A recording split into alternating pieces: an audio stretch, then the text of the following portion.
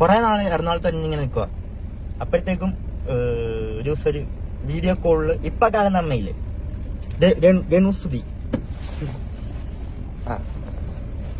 രേണുസുതി ആദ്യം അമ്മേനെ വീഡിയോ കോളിൽ കാണുന്ന ആ ടൈമിൽ ഭയങ്കരമായിട്ട് കമ്പനിയായി അമ്മയായിട്ട്.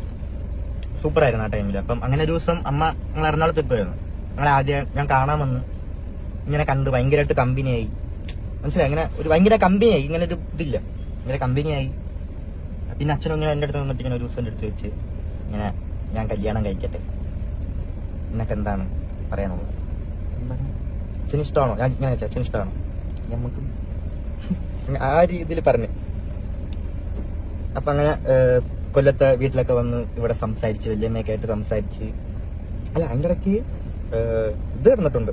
വീണയും അച്ഛനും തമ്മിൽ ഡിവോഴ്സ് കാര്യങ്ങളെല്ലാം ആയി. ഇങ്ങനെ പൈസ കൊടുക്കണം അങ്ങനത്തെ രീതിയിൽ ഉള്ള രീതിയിൽ പൈസയൊക്കെ കൊടുത്ത് ഡിവോഴ്സായി. അത് കഴിഞ്ഞിട്ടാണ് അമ്മേനെ കെട്ടുന്നത് കേട്ടപ്പെടുത്താം. അങ്ങനെ കൊല്ലത്തൊക്കെ സംസാരിച്ച് എല്ലാം റെഡിയായി. ഞാനും അച്ഛനും അമ്മയും എല്ലാവരും കൊല്ലത്ത് നിൽക്കുന്നു. അതിൻ്റെ ഇടയ്ക്ക് കൊല്ലത്ത് വെച്ചിട്ട് ചെറിയൊരു വഴക്കായി. ഞങ്ങൾ കോട്ടയം പോകുന്നു. സ്റ്റോറി സ്റ്റാർട്ട്സ് നൗ എന്ന് പറയാം അല്ലേ? കോട്ടയത്തെ ഇല്ലെന്ന് ആദ്യമൊക്കെ ഭയങ്കര രസമായിരുന്നു, സൂപ്പറായിരുന്നു. ഇങ്ങനെ ഞാൻ കൂടുതലും വീട്ടിൽ കൊല്ലത്തേക്കുമ്പോ എന്നെ ഇങ്ങനെ അച്ചാമ്മ പുറത്തോട്ട് കളിക്കാനൊന്നും വിടത്തില്ല. അപ്പൊ അങ്ങനെ കൂട്ടുകാർ അങ്ങനത്തെ രീതി കളിക്കാനൊന്നും പോകത്തില്ല. എന്താ ചേച്ചി, പാറു, ഞാൻ അങ്ങനെയുള്ള ഒരു സെറ്റിൽ നിന്ന് കളിക്കത്തുള്ളൂ. അപ്പം എനിക്ക് ആഗ്രഹമൊക്കെ ഉണ്ട് ഇങ്ങനെ പുറത്തേക്ക് കളിക്കണം. പക്ഷെ വഴക്ക് കിട്ടും. എങ്കിലും അറിയാതെ കുളിച്ചൊക്കെ പോയിട്ട് വരും. അങ്ങനെ ഇവിടെ വന്നപ്പോഴത്തേക്ക് ഞാൻ ഭയങ്കരമായിട്ട് ഫ്രീ ആയി. ഞാൻ, അച്ഛൻ, അമ്മ, പിന്നെ അവിടുത്തെ രീതിയിൽ ഭയങ്കര ഒരു ഫ്രീഡം. ഞാൻ അച്ഛനെ എപ്പോഴും കാണുന്നു, അങ്ങനത്തെ ഒരു ഇതായി. പിന്നെ ആ ഒരു ഇത് കഴിഞ്ഞ് ഞങ്ങൾ കോട്ടയത്ത് നിന്ന് കുറച്ച് കഴിഞ്ഞപ്പോഴത്തേക്കും എന്തൊക്കെയോ എന്തോ എല്ലാവരും ഇങ്ങനെ കോട്ടയത്ത് വന്ന് ആദ്യമൊക്കെ സെറ്റപ്പ്. പിന്നെ അങ്ങോട്ട് പോവാ എന്തൊക്കെയോ ഇതാണ്. എല്ലാവരുടെ ഒരു സ്വഭാവമൊക്കെ ഒരു മാറ്റം, എന്തൊക്കെയോ എന്തോ പറയണമെന്ന് എനിക്ക് ബാക്കി പറയാം. ഞാൻ ഒരു കമ്പ്യൂട്ടറൊക്കെ എടുത്തൊരു റൂമിനകത്ത് ഇങ്ങനെ അതിനകത്ത് ഗെയിം കളിച്ച് എന്റെ ലൈഫ് മൊത്തം ഒരു ഭയങ്കരമായിട്ട് ഇങ്ങനെ ആവാൻ പറഞ്ഞൊരു കാരണം അതുമല്ല, അതും വേറെയാ. ഇതൊക്കെയാണ് ഇതിന്റെയൊക്കെ ഒരു തുടക്കം. അവിടെ തൊട്ടെന്നാണ് എന്റെ ഒരു തുടക്കം. ഒരു റൂമിനകത്ത് ഇങ്ങനെ കമ്പ്യൂട്ടറും കളിച്ച് ഇങ്ങനെ അതിനകത്ത് എന്ന് പറഞ്ഞാൽ വേറെ കാശില്ല. അച്ഛൻ മാത്രം എന്റെ റൂമിൽ കയറി എനിക്ക് ഫുഡ് തരും, പോവും. ഇടയ്ക്ക് ഋതപ്പം വല്ലതും റൂമിൽ വന്നിരിക്കും. ഋതപ്പനെ ഞാൻ പിടിച്ച് മടിയിരുത്തി കീബോർഡിലൊക്കെ ഋതപ്പം കളിച്ചോണ്ട് ഇങ്ങനെ ഇരിക്കും. ഇത് മാത്രമേ ഉള്ളൂ. ഞാൻ ആ റൂമിൽ നിന്ന് പുറത്തിറങ്ങത്തില്ല, ആരുടെ മിണ്ടത്തില്ല. എന്തോ ഒരു ഇതായി അപ്പം മുതൽ. പിന്നെ കൊറോണ വന്നിട്ട് ഋതപ്പനുണ്ട് കേട്ടോ ടൈമിലൊക്കെ. കൊറോണ വന്ന് അതിനിടയ്ക്ക് അച്ഛൻ ഒരു യൂട്യൂബ് ചാനലൊക്കെ തുടങ്ങിയിട്ട് ഒരു വെബ് സീരീസ് ഒക്കെ ചെയ്യാൻ പറഞ്ഞിട്ട് അച്ഛൻ കുറെ ആർട്ടിസ്റ്റുകളൊക്കെ വിളിച്ച്. ആ സമയം ലോക്ക്ഡൌൺ ആയി, ആൾക്കാർ അവിടെയും പെട്ടുപോയി. എന്നിട്ട് അതിന് വേണ്ടിയിട്ട് അവിടുത്തെ ഇതൊക്കെ ചിലവൊക്കെ നോക്കാൻ വേണ്ടിയിട്ട് കുറെ കടമൊക്കെ വാങ്ങി. പിന്നെ അത് കഴിഞ്ഞിട്ട് അച്ഛൻ പിന്നെ നോക്കുന്നതെന്ന് വെച്ചാൽ അതെല്ലാം കഴിഞ്ഞ് അവരൊക്കെ നോക്കി. ഈ നോക്കുന്നതിനിടയ്ക്ക് ഈ മൊത്തം എന്ന് പറഞ്ഞാൽ ഞാൻ, അച്ഛൻ, അമ്മ, ഋതപ്പൻ, അമ്മയുടെ ചേച്ചി, അളിയൻ, അതായത് രമ്യ ചേച്ചി, അളിയൻ, അവളുടെ 2 മക്കള്, പപ്പ, അമ്മ, ഇവരുടെ ഇത്രയും പേരുടെ ചിലവ് അച്ഛൻ ഒറ്റയ്ക്ക് നോക്കിക്കൊണ്ടിരിക്കുന്നത്. മനസ്സിലായ? അത് ആ ടൈമിൽ ഇങ്ങനെ അച്ഛനാണെങ്കിൽ അച്ഛന് എന്റെ ഒരു മെയിൻ സ്വഭാവം നോ പറയാൻ അറിയത്തില്ല ആരുടെ മുന്നിൽ. അത് ഞങ്ങൾക്ക് 2 പേർക്കും അറിയാം. ഞങ്ങളുടെ കൊള്ളാത്ത സ്വഭാവം അതായിരുന്നു, നോ പറയാൻ അറിയത്തില്ല. ഓപ്പോസിറ്റ് നിൽക്കുന്ന ആൾക്ക് ഒരു വിഷമമാവുമോ, ഒരു സംഭവമാണ് മെയിൻ ആയിട്ടുള്ള ഒരു പ്രശ്നം. ഞാൻ ഇപ്പം ഇങ്ങനൊന്നും ഓരോ കാര്യം പറയാത്തതും. ബാക്കി പറയാം. അങ്ങനെയാണെന്ന് ഞാൻ റൂമിനകത്ത് മൊത്തം ഒരു 3 വർഷം അങ്ങനെ തന്നെ ഇരിക്കുന്നു. അതിൻ്റെ ഇടയ്ക്ക് എന്തോ എനിക്കിങ്ങനെ തോന്നി ഇതൊക്കെ നിർത്താം, കമ്പ്യൂട്ടർ പരിപാടിയെല്ലാം നിർത്താമെന്ന്, പുറത്തോട്ടിറങ്ങാം. അങ്ങനെ ഞാൻ കമ്പ്യൂട്ടറൊക്കെ വിറ്റ് ഒരു വണ്ടി എടുത്ത്. ഞാൻ ആദ്യം ഒരു വണ്ടി എടുത്തിട്ട് അപ്പം ഈ 10ന്റെ കൂടെ പഠിച്ച കുറച്ച് ഒരു കൂട്ടുകാരുണ്ട്, അവനേട്ട കമ്പനി ഒരുത്തനുള്ള ഏട്ടാ. അങ്ങനെ അവിടെ ഇങ്ങനെ പോകും ഞാൻ ഡെയിലി. പിന്നെ അങ്ങോട്ട് പോകാൻ തുടങ്ങി, കൂട്ടുകാരായിട്ട് ഇങ്ങനെ അങ്ങോട്ട് പോകാനായിട്ട് തുടങ്ങി. അപ്പോഴും അച്ഛന്റെ ആ സമയത്ത് എന്ന് പറഞ്ഞാൽ അച്ഛനിൽ നിന്ന് കിട്ടുന്ന ഒരു സ്നേഹം എന്താന്ന് വെച്ചാൽ ഒരു പൈസ മാത്രമാണ് ഇങ്ങനെ കിട്ടുന്ന ഒരു സ്നേഹം എന്താന്ന് വെച്ചാൽ. വേറെ ആടുത്ത് ഞാൻ അവിടെ സംസാരിക്കത്തില്ല. ഇവരുടെ സ്വഭാവം എല്ലാം ഒരുമാതിരി സ്വഭാവമായി ഇവരുടെയൊക്കെ. അവിടെ ജോലിക്ക് പോകത്തില്ല, അതിന് അടി. പിന്നെ എന്ത് പറഞ്ഞാലും ഇവർക്ക് എന്തെങ്കിലും പൈസയൊക്കെ എന്തെങ്കിലും കടം വാങ്ങി. ഇതൊക്കെ പറയണോ? എനിക്ക് കുറെ കാര്യങ്ങളുണ്ട് എനിക്ക് പറയാം. എനിക്ക് എങ്ങനെ പറയണോന്ന് അറിയത്തില്ല. എന്തൊക്കെ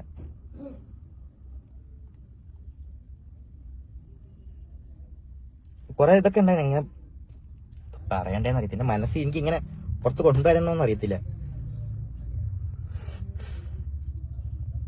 അതൊക്കെ കൊണ്ട് എന്റെ ഒപ്പം എപ്പോഴും ഒരുത്തർ ഇങ്ങനെ കൂടെ എടുത്തുന്ന അവനാകുമ്പം എന്നെ അവന് നല്ലപോലെ അറിയാം ഞാൻ എന്തായിരിക്കും അടുത്ത പറയാൻ വരുന്ന, എന്താ എന്റെ മനസ്സിൽ. അതാ എന്റെ കൂട്ടുകാർക്ക് അങ്ങനെ, എന്റെ കൊല്ലത്തുള്ള കേട്ടാ, കൊല്ലത്തുള്ള കൂട്ടുകാർക്ക് എല്ലാം ഞാൻ എന്താണ് അടുത്ത പറയാൻ പോകുന്നത്, എന്റെ ലൈഫിൽ എന്തൊക്കെ നടന്നിട്ടുണ്ട്, ഇതുവരെ എന്തൊക്കെ നടന്നിട്ടുണ്ട് എല്ലാം അമ്മമാർക്ക് അറിയാം. അതാണ് ഞാൻ അത്ര ധൈര്യത്തോടെ അമ്മമാരെ ഒരു വീഡിയോ ചെയ്യാനാണെങ്കിലും ഇതിന് കാര്യം സംസാരിക്കാനാണെങ്കിലും അമ്മമാരെ ഇരുത്തുന്നത്. എന്നെ കാട്ടി നല്ലല്ലോ അമ്മമാര് സംസാരിക്കും. അതാണ് ഒരു പ്രശ്നം, എനിക്ക് സംസാരിക്കാൻ അറിയത്തില്ല.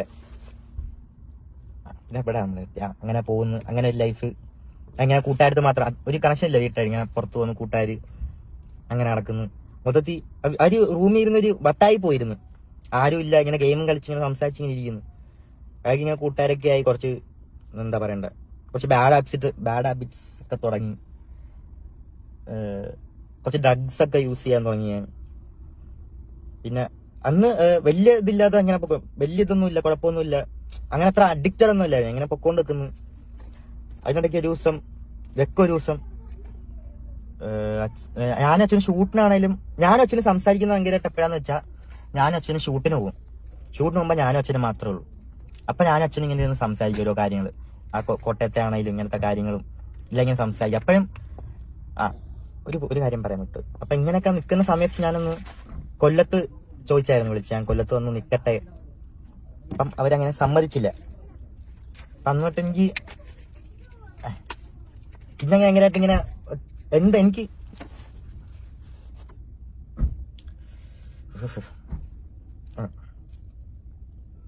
സമ്മതിച്ചില്ല. അവിടെ തന്നെ നിന്നങ്ങനെ ഇങ്ങനെ പോകുന്നു. അപ്പം ഒരു ദിവസം അച്ഛൻ, ഞാൻ ഷൂട്ടിന്റെ കാര്യമൊക്കെ പറഞ്ഞില്ല, അപ്പൊ ഞങ്ങൾ സംസാരിക്കുന്നതൊക്കെ. അപ്പം ഒരു ദിവസം അച്ഛൻ വന്നിട്ട് പറഞ്ഞു, നാളെ ഷൂട്ടുണ്ട്, ഒരു ഫ്ലവേഴ്സിന്റെ പ്രോഗ്രാം ഉണ്ട്, നീ വരണ്ട, അച്ഛനങ്ങ് പൊക്കോളാം. അമ്മയ്ക്ക് അതും ഇതൊക്കെ ഓരോ പ്രശ്നങ്ങളായത്, എന്നെ കൊണ്ടുപോകുന്നത് ഷൂട്ടിന്, ഞങ്ങൾ രണ്ടുപേരും പോകുന്നത്, അതൊന്നും അമ്മയ്ക്ക് അങ്ങനെ ഒരു താല്പര്യമില്ലാത്ത സംഭവമൊക്കെ ആയിരുന്നു. അതിൻ്റെ ഇടയിൽ അടിക്കണ്ടായിട്ടുണ്ട്.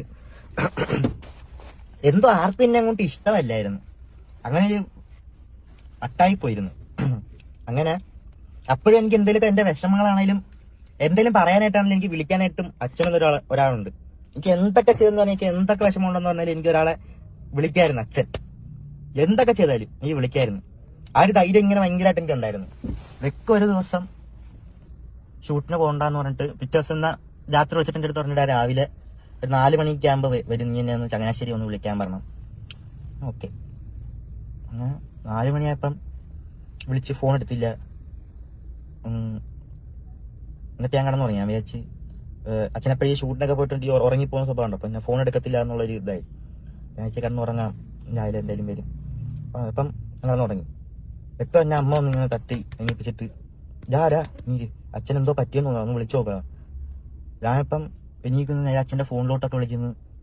ഫോണിലോട്ട് വിളിച്ചിട്ട് എടുക്കുന്നൊന്നുമില്ല, ഫോൺ സ്വിച്ച് ഓഫ് ഒക്കെ പറയുന്നു. ഇപ്പം ആൾക്കാരൊക്കെ ഞാൻ വരാൻ തുടങ്ങി. അപ്പം എനിക്ക് മനസ്സിലായി എന്തോ ഇതായിട്ടുണ്ട്. അപ്പോഴത്തേക്ക് ഞാൻ നേരെ ആദ്യം അനൂപേട്ടനെ വിളിച്ചിട്ട് എന്തോ പറ്റിയ അനൂപേട്ട അച്ഛന്. അനൂപേട്ടൻ പറഞ്ഞിങ്ങനെ രക്ഷിക്കാൻ പറ്റില്ല, സോറി എന്ന് പറഞ്ഞിട്ട് ഫോൺ ഇങ്ങനെ കട്ട് ചെയ്ത്. ആ ഫോൺ എടുത്ത് എറിഞ്ഞ്, എന്തോ അനൂപേട്ട പറയുന്നത്, അങ്ങനെ അനൂപേട്ടൻ ചോദിച്ചാൽ എന്തോ അനൂപേട്ട പറയുന്ന. അപ്പൊ ഒരു കാലിന്റെ എന്റെ ശരീരം മൊത്തം ഇങ്ങനെ അങ്ങ് തണുത്തുപോയി ഭയങ്കരമായിട്ട്. എന്തൊക്കെയാ നടക്കുന്ന ആ ടൈമിൽ ഒന്നും അങ്ങോട്ട് അറിയാൻ വയ്യ. എന്തൊക്കെയോ നടക്കുന്നു, ആരൊക്കെയോ വരുന്നു എൻ്റെ അടുത്ത്, എന്തൊക്കെയോ ഒരു സിനിമയിലൊക്കെ നടക്കത്തില്ല അതുപോലെ ഇങ്ങനെ നടക്കുന്നു. ആരൊക്കെയോ വന്നിട്ട് എന്നെ ഒരു വണ്ടിയിൽ കയറ്റി ഇങ്ങനെ കൊണ്ടുവന്നു പൊക്കോണ്ടൊക്കെ. അതിനിടയ്ക്കുള്ള ഒരു ഇത് പറഞ്ഞുതരാം. വണ്ടി പൊക്കോണ്ട് വെക്കുമ്പം ഇവര് നേരെ എനിക്കപ്പോഴും എന്റെ മനസ്സിലെ വിചാരം എന്ന് വെച്ചാൽ രൂപേട്ടൻ വല്ല പ്രാങ്ക് വല്ലതാണോ, അത് എനിക്കങ്ങോട്ട് ഒരു അക്സെപ്റ്റ് ചെയ്യാൻ പറ്റുന്നില്ല. എനിക്ക് അവിടെ ചെന്നാലേ എനിക്ക് ഇനി ഒരു സമാധാനം കിട്ടത്തുള്ളൂ, എനിക്ക് ചെല്ലണം. അപ്പോഴത്തേക്കും കാർ ഇങ്ങനെ പൊക്കോണ്ട് നിൽക്കുന്നിടത്ത് ഇവര് അടിച്ചുപൊളിയാ പോകുന്ന വഴിക്ക്.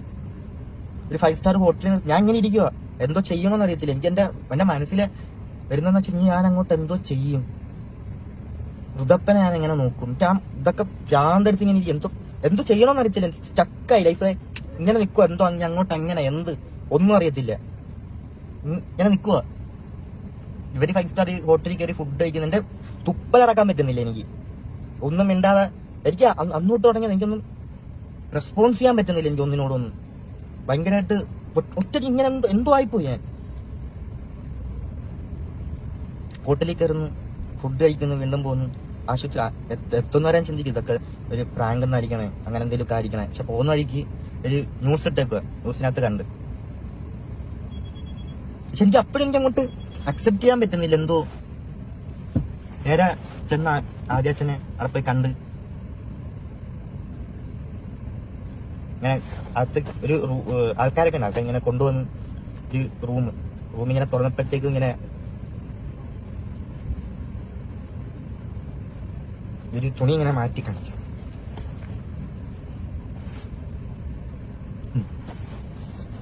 അപ്പം ഇതായി മനസ്സിലായി. എന്നിട്ട്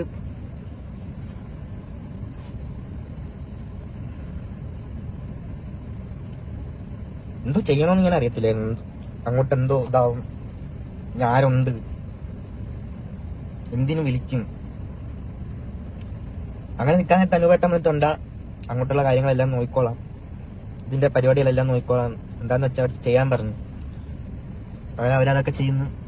ഇതിന്റെ ഇടയ്ക്കാണെങ്കിൽ കൊല്ലത്ത് ബോഡി കൊല്ലത്ത് കൊണ്ടുപോകണം പറഞ്ഞിട്ട് അങ്ങനെ ഒരു പ്രശ്നം നടക്കുന്നു. അതിന്റെ ഇടയ്ക്ക് ഈ വണ്ടി ഇരിക്കുന്നവരാണെങ്കിൽ കൊല്ലത്ത് കൊണ്ടുപോകാനായിട്ട് സമ്മതിക്കുന്നു. പള്ളിക്കാരൻ എന്റെ കൂടെ ഇരിക്കുന്ന മൊത്തം കുറെ പള്ളിക്കാരും അളിയനും പോവാ.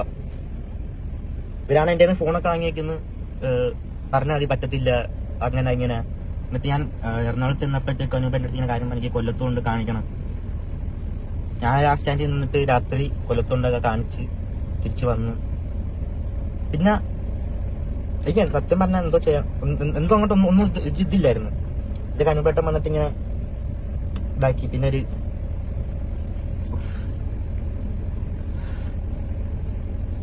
അങ്ങനെ ഇതെല്ലാം പരിപാടിയെല്ലാം സംഭവം എല്ലാം കഴിഞ്ഞു. അപ്പോഴത്തേക്ക് ഈ പള്ളിക്കാരും ഈ പപ്പ അമ്മയുടെ അച്ഛൻ കൂടെ ഒരു ബില്ല് റെഡി ആയിക്കൊണ്ട് എന്റെ കൊണ്ട് തന്നു. 1,80,000 രൂപ അങ്ങാണ്ട് മൊത്തം അച്ഛന്റെ സംഭവങ്ങളെല്ലാം ഇതാക്കിയതിന് 1,80,000 രൂപ ബില്ലെന്ന് പറഞ്ഞിട്ട് എന്റെ കൊണ്ട് തന്നത്. ഫ്ലവേഴ്സാരുടെ കൊടുക്കുന്ന പറഞ്ഞിട്ട് എന്റെ കൊണ്ട് തന്നു. ഞാൻ അപ്പൊ അനൂപന്റെ അടുത്ത് ഇങ്ങനെ വിളിച്ചിട്ട് ഇങ്ങനെ കാര്യം പറഞ്ഞു, ഇങ്ങനെയൊക്കെ പറയുന്ന പനുപേട്ടൻ തന്നെ ഒരു പുള്ളിയും കൂടെ വിടാം, എന്നിട്ട് നീയും ആ ചേട്ടനും കൂടെ പോയി എല്ലായിടത്തും നീ തന്നെ പോയി ബില്ലുണ്ടാക്കി ഇതാക്കാൻ പറഞ്ഞു. അങ്ങനെ ഞാനും നായില വർക്ക് ചെയ്യുന്ന ചേട്ടനും ആ ചേട്ടനും കൂടെ വന്ന് ഞങ്ങള് ഇതൊക്കെ ചെയ്തിട്ടുണ്ട്. അതെല്ലാം അവിടെ ഇവിടെ പോയി എല്ലാവരും ബില്ല് റെഡിയാക്കി. 89,000 രൂപ കാണാൻ മൊത്തം. ഞാൻ ഡയറക്റ്റ് വന്നുകൊണ്ട് എല്ലാവരും ഇങ്ങനെ പൈസയൊക്കെ കുറച്ച് തന്നു. അങ്ങനെ മൊത്തം 89,000 കണ്ട് ബില്ലായി. അത് ഞാൻ ഇട്ട് കൊടുത്തു ഫ്ലവേഴ്സായി. അത് അനുപേട്ടൻ എല്ലാവരും കൂടെ ചെയ്തതെല്ലാം പൈസ എല്ലാം ക്ലിയർ ചെയ്ത് എല്ലാം കഴിഞ്ഞ് ഒറ്റയ്ക്കായി ഞാൻ. ആ ടൈമിൽ ആദ്യമൊക്കെ അമ്മ എല്ലാവർക്കും ഭയങ്കര സ്നേഹമായിരുന്നു എന്നോട്. ആ ടൈമില് അച്ഛൻ വെച്ച ടൈമിൽ ഞാൻ വെച്ച് ഒരു സ്നേഹം ഇങ്ങനെ കിട്ടുന്നുണ്ട്. എന്താ എല്ലാ കാര്യത്തിനും എന്റെ കൂടെ ഇങ്ങനെ ആൾക്കാരുണ്ട്. പക്ഷെ അത് പിന്നെ കുറച്ച് കഴിഞ്ഞപ്പോഴത്തേക്കും അതും ഇല്ല. എനിക്ക് എന്തോ ചെയ്യണമെന്ന് അറിയത്തില്ല സത്യം പറഞ്ഞാൽ. ഡ്രഗ്സിനോട് ഭയങ്കരമായിട്ട് ഞാൻ അഡിക്റ്റ് ആയിപ്പോയി ആ ടൈമിൽ. എനിക്ക് എന്തോ ചെയ്യാൻ ഒറ്റയ്ക്ക് ഇരുന്ന് കഴിഞ്ഞാൽ അച്ഛനായിട്ട് ഞാൻ കുറച്ച് ഇങ്ങനെ പണ്ട് അടിയൊക്കെ ഉണ്ടാക്കി. എനിക്ക് അതൊക്കെയായിരുന്നു എന്റെ ഒരു ടൈമില് കണ്ണടയ്ക്കാൻ. എനിക്ക് രാത്രി ഉറക്കമില്ല. എനിക്ക് ഇങ്ങനെ തന്നെ ഇരിക്കും. കണ്ണടച്ചു കഴിഞ്ഞാൽ അച്ഛന്റെ മോഹൊക്കെയായിരുന്നു. എങ്ങനെ ഞാൻ ഇത് എനിക്കാണെങ്കിൽ അവിടെ ഒട്ടും പറ്റുന്നുമില്ല. ഞാൻ ഇങ്ങനെ ഒറ്റയ്ക്ക് ഇങ്ങനെ ഒരു പോകുന്നു. രാവിലെ എണീറ്റ് കഴിഞ്ഞാൽ ഞാൻ +2 ഇതായിട്ട് പഠിക്കുക, ഓപ്പൺ കോഴ്സ് എടുത്ത്. +2 ഒക്കെ ആ ടൈമിൽ നിർത്തിയത്. എന്നിട്ട് ഞാൻ ഓപ്പൺ കോഴ്സ് എടുത്ത് വീണ്ടും +2 പഠിക്കും. ക്ലാസ് കഴിഞ്ഞ് കഴിഞ്ഞാൽ എന്നെ ഒന്ന് ഫോൺ വിളിക്കാനോ എന്റെ കാര്യങ്ങളൊന്നും ചോദിക്കാനോ നീ എവിടാ കഴിച്ചാ ഒന്നിനും എന്നെ ഒരു നിയന്ത്രിക്കാനായിട്ട് ആരുമില്ല. ഇങ്ങനെ നടക്കുവോ ഞാൻ. പോകുന്നു, രാത്രി 3 മണിയൊക്കെ ആകുമ്പോ വരും. ഇങ്ങനെ തന്നെ എന്തോ ഒരിടത്ത് സംസാരിക്കണമെന്ന് ഇങ്ങനെ അറിയത്തില്ല. ഞാൻ ഒറ്റയ്ക്കൊരു മുറിയിൽ ഇങ്ങനെ ഇരുന്നു. അങ്ങനെ അറിയത്തില്ല ആ സമയത്ത്. എല്ലാവരുടെ ലൈഫിൽ ഒരു ബാഡ് ടൈം ഉണ്ടോന്ന് അറിയത്തില്ലേ. പക്ഷെ ആ ബാഡ് ടൈം ഞാൻ മനസ്സിലാക്കിയിട്ടുണ്ട് കേട്ടോ. ബാക്കി പറഞ്ഞുതരാം. അങ്ങനെ നിൽക്കാൻ നേരത്തെ എനിക്ക് അപ്പോഴും ഒന്ന് ഇടയ്ക്ക് ഞാൻ അച്ഛൻ്റെ എന്തോ ഈ സംഭവമൊക്കെ ചെയ്യാനായിട്ട് കൊല്ലത്ത് പോയപ്പോഴത്തേക്കും അവരെയൊക്കെ എനിക്ക് ഭയങ്കരമായിട്ട് ഇതാവുന്നു. അവരുടെ ആ സ്നേഹം കണ്ടിട്ട് ഭയങ്കരമായിട്ട് മിസ് ചെയ്യുന്നു. അവിടെ ആണെങ്കിൽ കുഞ്ഞിലോട്ട് അവിടെ അല്ലേ നിന്നിട്ടുള്ളതും. എനിക്കാണെങ്കിൽ അന്ന് അങ്ങനെ പറഞ്ഞിട്ട് എനിക്ക് ഇവരോട് ഇവിടെ നിന്ന് പഠിച്ചോട്ടെ എന്ന് ചോദിക്കാൻ ഒരു പേടി. ആ സമയത്ത് എല്ലാത്തിനോടും ഒരു പേടി. എനിക്ക് എന്റെ ഒരു വിഷമോ കാര്യങ്ങളോ ആരും ഇല്ല എനിക്കൊന്നും പറയാനായിട്ട് സത്യം പറഞ്ഞ. ഞാൻ ആ ഒരു സമയത്തൊരു പ്രശ്നം ഇതൊക്കെ എനിക്കൊന്ന് ഒറ്റയ്ക്ക് ഇരുന്ന് ആ സമയത്ത് ഒരു ഇതൊക്കെ കിട്ടുന്നെന്ന് പറഞ്ഞ് ഇങ്ങനത്തെ ഓരോ കാര്യങ്ങളൊക്കെ അറിയാനും നല്ല സ്വഭാവം അല്ലാതെ പക്ഷെ ഞാൻ മനസ്സിലാക്കി. എന്നിട്ട് ഞാൻ ആ ടൈമിൽ എന്തൊരു ജോലി ഈ റബ്ബറിന്റെ ഒരു ജോലിക്ക് ഞാൻ ഇങ്ങനെ പോയായിരുന്നു. ഒരു കൂട്ടാന്റെ വഴിയിൽ ഇങ്ങനെ അവിടെ വെച്ചിട്ട് വല്യമ്മ രാത്രി ഇങ്ങനെ വീഡിയോ കോൾ ചെയ്തപ്പോൾ അങ്ങനെ ജോലി ചെയ്യുന്നുണ്ട്. അങ്ങനെ വല്യമ്മ അതൊക്കെ കണ്ടിട്ട് കരച്ചിലൊക്കെ ആയി. അങ്ങനെ വല്യമ്മ എൻ്റെ അടുത്ത് പറഞ്ഞെങ്കിൽ കൊല്ലത്ത് വന്ന് അവിടെ നിന്ന് ഇതാക്കി അങ്ങനത്തെ ഒരു ഇതായി. ഞാൻ കൊല്ലത്ത് വന്നു. ഞാൻ അവിടെ ഞാൻ പറഞ്ഞു എനിക്ക് കൊല്ലത്ത് നിന്ന് പഠിക്കാന്ന് പറഞ്ഞിട്ട് അവരൊന്നും ഒന്നും പറഞ്ഞൊന്നുമില്ല എൻ്റെ അടുത്ത്. സംസാരിക്കാറില്ല അങ്ങോട്ടും ഇങ്ങോട്ടും. ഞാൻ എന്റെ ഒരു ഇതിന് നടക്കുന്നു. ഇതിന്റെ ഇടയ്ക്ക് വീടിന്റെ എന്റെ അടുത്ത് വന്ന് ഇങ്ങനെ ചോദിച്ച് ഫ്ലവേഴ്സിലെ മായിലായിരിച്ചേട്ടൻ ചോദിച്ച് നിനക്കും ഋതപ്പിന്റെ പേരിലും കൂടെ ഒരു വീട് വെച്ചേരാം, നിനക്ക് എവിടെ വേണം വീടെന്ന് ചോദിച്ചു. ഞാൻ ആ ടൈമിൽ അവരുടെ ഒരു സ്നേഹമൊക്കെ ഒരു ഇതൊക്കെ കണ്ടിട്ട് ഋതപ്പന്റെ കാര്യം ഓർത്ത് എന്റെ മനസ്സിൽ ഇതായിരുന്നു പ്ലാൻ. ഒരു എന്തെങ്കിലുമൊക്കെ പഠിക്കാന്നുള്ള രീതിയിലെല്ലാം മാറി നിൽക്കാൻ എനിക്ക് ഇവിടെ പറ്റത്തില്ല. എനിക്ക് അവിടെ നിൽക്കാൻ ഒട്ടും പറ്റത്തില്ല. അച്ഛനില്ലാതെ ഒട്ടും പറ്റത്തില്ല. ഒരു എന്താ പറയണ്ടേ ഇതൊന്നും ഇതാ എന്റെ ഒരു അനുഭവിച്ചു കഴിഞ്ഞാൽ മനസ്സിലാവും എന്ത് സംഭവം. എനിക്ക് എങ്ങനെ പറയണം എന്നറിയത്തില്ല. ഞാൻ കൊല്ലത്ത് വന്നപ്പോഴത്തേക്ക് ഞാൻ ഈ പരിപാടി എല്ലാം ഞാൻ നിർത്തി. മനസ്സിലായോ? കൊല്ലത്ത് നിന്ന് എനിക്കൊരു 3 കൂട്ടുകാരെ കിട്ടി.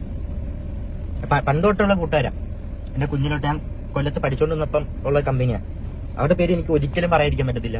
ഹാഫിസ്, സെയ്ദ് അലി, ആഷിഖ്. എന്റെ ലൈഫ് മറ്റേ മഞ്ഞുമൽ ബോയ്സ് ഇല്ല, അതിനകത്ത് കുഴിയിൽ താഴെ കിടക്കുമ്പം ഒരു കൈ വരത്തില്ലേ, അതിന് എന്തോ ഒരു വീണ്ടും ഒരു കുറെ പ്രത് കിട്ടുന്നൊക്കെ പറയത്തില്ലേ, ആ കൈ ഇങ്ങനെ പൊക്കി തന്ന കൈ തന്നിങ്ങനെ എന്നെ പൊക്കിയെടുത്താ ഒരു 3 പേര്. എന്റെ ലൈഫ് മൊത്തത്തിൽ എനിക്ക് സംസാരിക്കാൻ ഒരു മിണ്ടാതെ ഇങ്ങനെ ഒരിടത്ത് തന്നെ ഇങ്ങനെ ഇരിക്കുക, ഒന്നും സംസാരിക്കാൻ അറിയത്തില്ല എനിക്ക്. എന്തോ ഇങ്ങനത്തെ കുറെ കാര്യങ്ങൾ ഇങ്ങനെ ഉപയോഗിച്ച് മാത്രം ഇങ്ങനെ നിൽക്കുന്നു. ഇമാര് 3 പേര് കൊല്ലത്ത് വന്നിട്ട് ഇമാര് 3 പേരെ ഇങ്ങനെ ഇമാരെന്നെ കൊണ്ടുപോയി ഇങ്ങനെയൊക്കെയാണ് കൂട്ടുകാരപ്പോഴാണ് സത്യം പറഞ്ഞാൽ മനസ്സിലാവുന്നത്. എല്ലാത്തിനും എനിക്ക് മാറാൻ പറ്റി. ഭയങ്കരമായിട്ടൊന്ന് ഇതായി. ആൾക്കാർത്തൊക്കെ സംസാരിക്കാൻ തുടങ്ങി. ഞാൻ ഇമാര് കൊണ്ട് തന്നെ അങ്ങ് മാറ്റി, മൊത്തത്തിൽ എന്നെ അങ്ങ് ചേഞ്ച് ചെയ്ത് എന്റെ ലൈഫ് മൊത്തത്തിൽ ഇങ്ങനെ ഒരു എല്ലാത്തിന്റെ തുടക്കം ഇങ്ങനെ ഇട്ട് തന്നു ഇമാര്. അത് കഴിഞ്ഞിട്ട് രാവാണോ പാട്ട് പാടിയില്ല. അപ്പൊ അതിനകത്ത് മെൻഷൻ ചെയ്യുന്ന ആളെ എനിക്കിപ്പോ മെൻഷൻ ചെയ്യാൻ പറ്റത്തില്ല. ബാക്കി മൊത്തം നോക്കിയത് എനിക്ക് റിവീൽ ചെയ്യാൻ പറ്റത്തില്ല. അതുകൊണ്ടാട്ടോ ടൈമിൽ എന്തായാലും ഞാൻ പറഞ്ഞിരിക്കും. ആണ് ഇത്ര ഒരു ലൈഫിന്റെ മൊത്തത്തിൽ ഇങ്ങനെ മാറ്റിയെടുത്തേക്കുന്നത്. അമ്മ എന്റെ ഒരു കൈ പിടിച്ച് ഇങ്ങനെ പൊക്കി ഞാൻ തന്ന്, ബാക്കി അതായിരുന്നു. അങ്ങനെ ബാക്കി പറയാം. അങ്ങനെ എന്താ ഇപ്പം എനിക്ക് അറിയത്തില്ല ഇങ്ങനത്തെ സംഭവമൊക്കെ ഉണ്ടാകും. പിന്നെ ഇപ്പം എന്റെ പേരിൽ ഇങ്ങനെ കോട്ടയത്തുണ്ട എന്റെ ഒരു പാസ്റ്റ് ആ സമയത്ത് അങ്ങനെ ആയിപ്പോ എനിക്ക് എന്റെ ഒരു ലൈഫ് ഇതാക്കിയ മനസ്സിലാവും. ചിന്തിച്ചാ എനിക്ക് പിന്നെ അങ്ങോട്ട് എന്റെ ഒരു വിഷമങ്ങൾ പറയാൻ എനിക്ക് ആരും ഇല്ല, ഒന്നിനും ഇല്ല. മനസ്സിലായ അതുകൊണ്ട് എനിക്കൊരു എന്താ പറയണ്ടേന്ന് അറിയത്തില്ല. അങ്ങനെ ഒരു ഇതായിപ്പോ ആ സമയത്ത് ആ ഒരു ഇതിന്റെ പേരിലാണ് ഇപ്പോഴും എന്നെ ആൾക്കാർ ഇങ്ങനെ കാണുന്നത്. പക്ഷെ എനിക്കതൊരു തെറ്റാണ് ഞാൻ മനസ്സിലാക്കി. എന്റെ ഭാഗം വെച്ച് നോക്കുകയാണെങ്കിൽ അതൊരു തെറ്റായി ഞാൻ മനസ്സിലാക്കി. ഞാനത് മാറ്റിയെടുത്തു. എന്റെ കൂട്ടുകാർ ഇതാക്കി ഞാൻ മാറ്റിയെടുത്തിട്ടുണ്ട്. പക്ഷെ ആ പേരാണ് എന്നെ ഇപ്പോഴും ഇട്ട് ഇങ്ങനെ ഒരു എന്താ ഭീഷണിപ്പെടുത്താന്നൊക്കെ പറയത്തില്ലേ, അത് ചെയ്യുന്നില്ല. ഇപ്പം മീഡിയാസ് ആണെങ്കിലും ഇങ്ങനെ മൊത്തം പറയത്തില്ലേ, ഇങ്ങനെ സംസാരിച്ച് നോക്ക്, എന്റെ കഥകൾ മൊത്തം പുറത്തിറങ്ങും. അങ്ങനെ കുറച്ച് സംഭവങ്ങളൊക്കെ ഉണ്ടായിട്ടുണ്ട്. കാരണം എന്റെ ലൈഫ് ഇതാക്കിയ മനസ്സിലാവും. ഭയങ്കര ഒറ്റപ്പെട്ട് ഇങ്ങനെ ഇതായിപ്പോയി സമയത്ത് കാട്ടിക്കുട്ടികളൊക്കെ ആയിരുന്നു.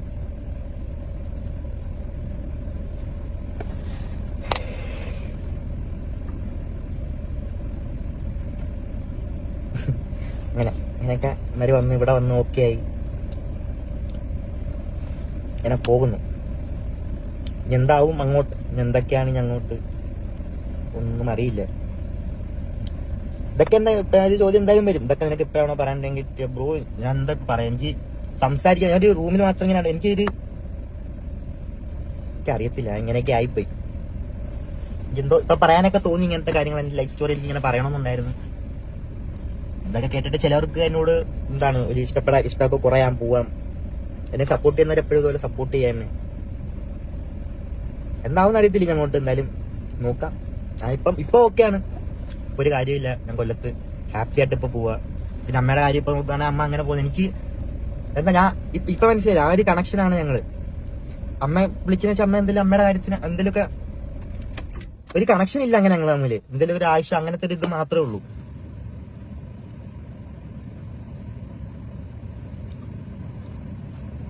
അപ്പം അങ്ങനെയൊക്കെയാണ് കാര്യങ്ങൾ.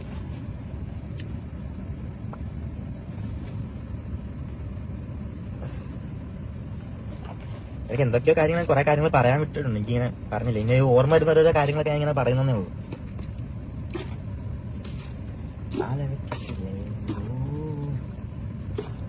ഇപ്പൊ എന്താ ഇങ്ങനെ പറയാൻ കാരണം എന്ന് ചോദിച്ചാ, ഇങ്ങനത്തെ ഓരോ ഇതൊക്കെ ഇറങ്ങിയിട്ടേ ഇപ്പൊ ഞാൻ പറഞ്ഞ കുറച്ച് കൂട്ടുകാരുണ്ടല്ലോ, ആ കൂട്ടുകാരുടെ അമ്മയെ പോലും എനിക്കൊന്ന് ഫേസ് ചെയ്യാൻ പറ്റാത്ത സിറ്റുവേഷൻ ആയിപ്പോയി.